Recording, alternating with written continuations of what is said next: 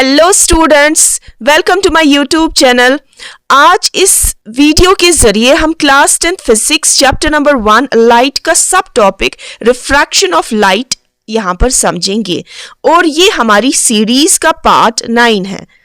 तो जब एक लाइट एक मीडियम से लेकर दूसरे मीडियम में जाती है, सपोज हमारा जो मीडियम है यहाँ पर एयर है और दूसरा मीडियम ग्लास है।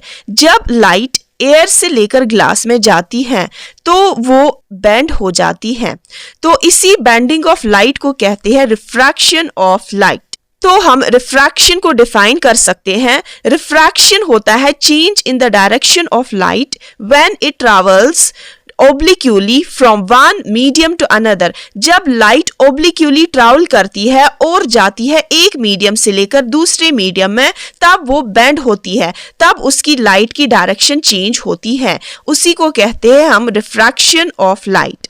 अब हम समझेंगे अगर रिफ्रैक्शन होता है, अगर बेंडिंग ऑफ लाइट होती है, तो ये बेंडिंग क्यों होती है। ये बेंडिंग स्टूडेंट्स इसीलिए होती है क्योंकि जो लाइट की स्पीड होती है एक मीडियम में, वो दूसरे मीडियम में चेंज हो जाती है। तो बेंडिंग इसीलिए होती है लाइट की स्पीड चेंज होने की वजह से। तो सपोज अगर एयर में लाइट की स्पीड हो 3 × 10⁸ मीटर पर सेकेंड, ये आपको पता है, ये स्पीड ऑफ लाइट है इन एयर। तो जब वो दूसरे मीडियम में जाती है, तो सपोज जब वो ग्लास में जाती है तो उसकी जो स्पीड है वो चेंज हो जाती है। अब उसकी स्पीड ग्लास में है 2 × 10⁸ मीटर पर सेकेंड। तो स्पीड चेंज होने की वजह से लाइट की बेंडिंग होती है। तो आप बोल सकती है कॉज ऑफ रिफ्रैक्शन क्या है।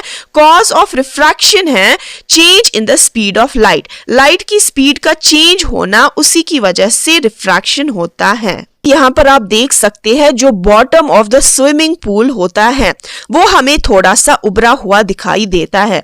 चाहे वो स्विमिंग पूल हो, चाहे बकेट हो, चाहे ग्लास ऑफ वाटर हो, हमें उनका जो बॉटम होता है वो हमें थोड़ा सा ऊपर दिखाई देता है, थोड़ा सा उभरा हुआ दिखाई देता है। ये थी पहली एग्जाम्पल रिफ्रैक्शन की। इसके बाद अगर आप यहाँ पर देख सकते हैं, यहाँ पर मैंने ग्लास ऑफ वाटर रखा है, इसमें मैंने पेंसिल को डाला है। ये पेंसिल है, this is partially immersed in water, मतलब पूरा पेंसिल डिप नहीं है, आधा ऊपर से है और आधा नीचे से है। यहाँ पर आप देख सकते हैं जो इस इंटरफेस पर आपको दिखाई देगा थोड़ा सा बेंड पेंसिल में। तो ये क्यों होता है, ये भी रिफ्रैक्शन की वजह से होता है, क्योंकि लाइट जब एक मीडियम से लेकर दूसरे मीडियम में जाती है, आपको पता है स्टूडेंट्स, बेंड होती है।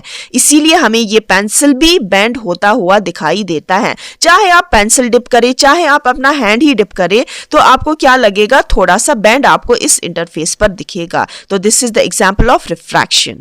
और भी स्टूडेंट्स बहुत सारी एग्जाम्पल्स है, जैसे कि हम किसी पेपर पर लिखा हुआ है और इस पेपर पर हम एक पेपर वेट रखते हैं या ग्लास स्लैब को रखते हैं, तब ग्लास स्लैब में आपको दिखाई देगा जो लेटर्स हैं जो उस पेपर पर लिखे हैं वो आपको उभरे हुए दिखाई देंगे। ये भी रिफ्रैक्शन की ही एक एग्जाम्पल है।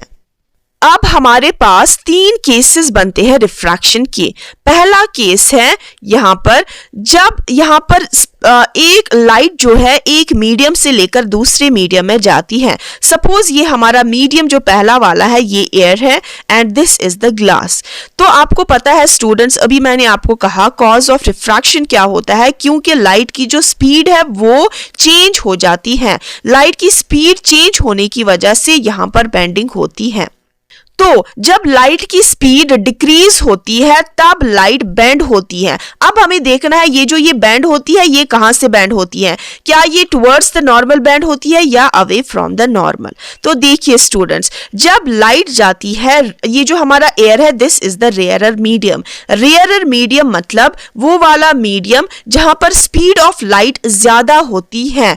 तो लाइट को ज्यादा मॉलिक्यूल्स से लड़ना भिड़ना नहीं पड़ेगा, तो उसकी स्पीड ऑफ लाइट बहुत ही फास्ट होती है रेयरर मीडियम में। ये स्टूडेंट्स याद रखिएगा। और डेंसर मीडियम वो वाला मीडियम होता है जहां पर स्पीड ऑफ लाइट कम होती है। यहाँ पर इस डेंसर मीडियम में बहुत सारे मॉलिक्यूल्स होंगे, तो उन मॉलिक्यूल से लाइट को लड़ना होगा, तो उसकी स्पीड ऑफ लाइट कम हो जाती हैं। तो आपने अभी एग्जाम्पल में भी देखा, यहाँ पर ये जो लाइट की स्पीड थी एयर में 3 × 10⁸ मीटर पर सेकेंड थी, और आपने एक ग्लास में देखा जो लाइट की स्पीड थी वो थी 2 × 10⁸ मीटर पर सेकेंड। तो आपने देखा यहाँ पर जो स्पीड ऑफ लाइट है वो डिक्रीज हुई। जब स्पीड ऑफ लाइट डिक्रीज हुई तब ये जो रे ऑफ लाइट है ये बेंड होती है टुवर्ड्स द नॉर्मल। तो स्टूडेंट्स, लाइट को जाना था इस रास्ते से, इसका जो पाथ था वो ये था, मगर ग्लास की वजह से इसकी जो पाथ है वो चेंज हो गई, वो बेंड हो गई यहाँ पर। और कहाँ से बेंड हो गई? Towards the normal. तो स्टूडेंट्स याद रखिएगा, जब एक रे ऑफ लाइट रेयरर से लेकर डेंसर मीडियम में जाती है तो वो बेंड हो जाती है टुवर्ड्स द नॉर्मल। और यहाँ पर इस केस में एंगल ऑफ इंसिडेंस जो होता है वो बड़ा होता है एंगल ऑफ रिफ्रैक्शन से।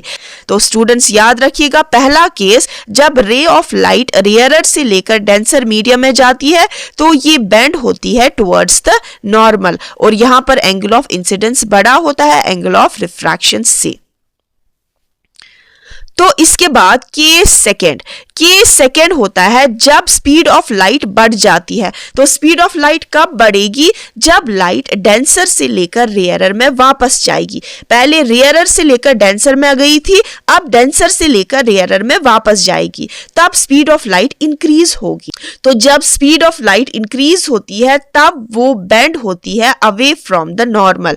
अब इस लाइट की जो पाथ है वो यहां से होनी चाहिए थी, तो वो यहां से ना होकर वो बेंड होती है, मगर कहां से बेंड होती है? नॉर्मल से दूर बेंड होती है। अब इस केस में ये हमारा एंगल ऑफ इंसिडेंस बना, तो इस केस में एंगल ऑफ इंसिडेंस छोटा होता है एंगल ऑफ रिफ्रैक्शन से। तो स्टूडेंट्स आपको याद रखना है, when ray of light goes from denser to the rarer medium तब it bends away from the normal. तो ये नॉर्मल से दूर भागती है, इस केस में एंगल ऑफ इंसिडेंस छोटा होता है एंगल ऑफ रिफ्रैक्शन से। केस थर्ड में क्या होता है? केस थर्ड में ये वाला यहां पर जो आपने नॉर्मल ड्रॉ करा था, इस वाले इंटरफेस पर, इंटरफेस वो वाली लाइन है जो इन दो मीडियम्स को अलग अलग करती है। ये हमारा मीडियम एयर है और दिस इज द ग्लास। अब इस वाले नॉर्मल पर जो परपेंडिकुलर वाली लाइन थी, इसी पर आपकी जो है इंसिडेंट रे भी है। तो अगर इंसिडेंट रे की पाथ नॉर्मल वाली पाथ हुई, मतलब ये इंसिडेंट रे भी परपेंडिकुलरली यहां पर इंसिडेंट होती है, तो इसको कहते हैं नॉर्मल इंसिडेंस। इस केस में जब नॉर्मल इंसिडेंस बनता है तब कोई बेंडिंग नहीं होती है, तब कोई रिफ्रैक्शन नहीं होता है, तब लाइट ऐसे ही ट्रैवल करती है जैसे वो आई थी, कोई बेंडिंग नहीं होती है। इस केस में न तो आपका एंगल ऑफ इंसिडेंस बनता है न तो आपका एंगल ऑफ रिफ्रैक्शन बनता है। आपका एंगल ऑफ इंसिडेंस भी 0 होता है, क्योंकि आपको पता है एंगल ऑफ इंसिडेंस वो वाला एंगल होता है जो इंसिडेंट रे और नॉर्मल के बीच में बनता है। तो यहां पर कोई एंगल ही नहीं बनता है, तो इसीलिए एंगल ऑफ इंसिडेंस 0 और एंगल ऑफ रिफ्रैक्शन भी 0 जब हमारा नॉर्मल इंसिडेंस होता है। तो स्टूडेंट्स आपने आज यहाँ पर 3 केसेस डिस्कस किए, यहाँ पर क्विक रिव्यू लेंगे इन 3 केसेस का, और आपने देखा रिफ्रैक्शन क्या होता है। रिफ्रैक्शन असल में बेंडिंग ऑफ लाइट को कहते हैं। जब आपकी लाइट की स्पीड चेंज होती है, जब आपकी लाइट की स्पीड चेंज होती है या हम कहें लाइट की डायरेक्शन चेंज होती है, तब हमें बेंडिंग देखने को मिलता है। और जब आपकी जो लाइट है वो ओब्लिक्यूली यहाँ पर इंसिडेंट होती है, तब हमें बेंडिंग देखने को मिलती है। तो ये बेंडिंग क्यों होती है? क्योंकि लाइट की जो स्पीड है वो चेंज होती है एक मीडियम से लेकर दूसरे मीडियम में। तब केस फर्स्ट आपने डिस्कस किया, आपने देखा जब केस फर्स्ट में यहां पर जब रे ऑफ लाइट जाती है रेयरर से लेकर डेंसर मीडियम में, तब वो बेंड होती है टुवर्ड्स द नॉर्मल। यहां पर एंगल ऑफ इंसिडेंस बड़ा होता है, is greater than angle of refraction. Second case में जब रे ऑफ लाइट डेंसर से लेकर रेयरर में जाती है, तो जब लाइट डेंसर से लेकर रेयरर में जाती है, it bends away from the normal. इस केस में एंगल ऑफ इंसिडेंस छोटा होता है एंगल ऑफ रिफ्रैक्शन से। Angle of incidence is less than the angle of refraction.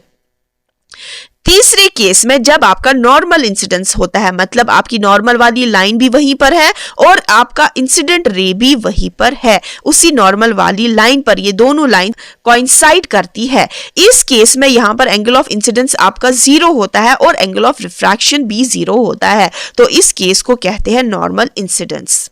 तो स्टूडेंट्स, आई होप आपको क्लियर होंगे आज के कंसेप्ट्स रिफ्रैक्शन को लेकर। तो मिलते हैं नेक्स्ट वीडियोस में नेक्स्ट टॉपिक्स के साथ। Till then, good bye.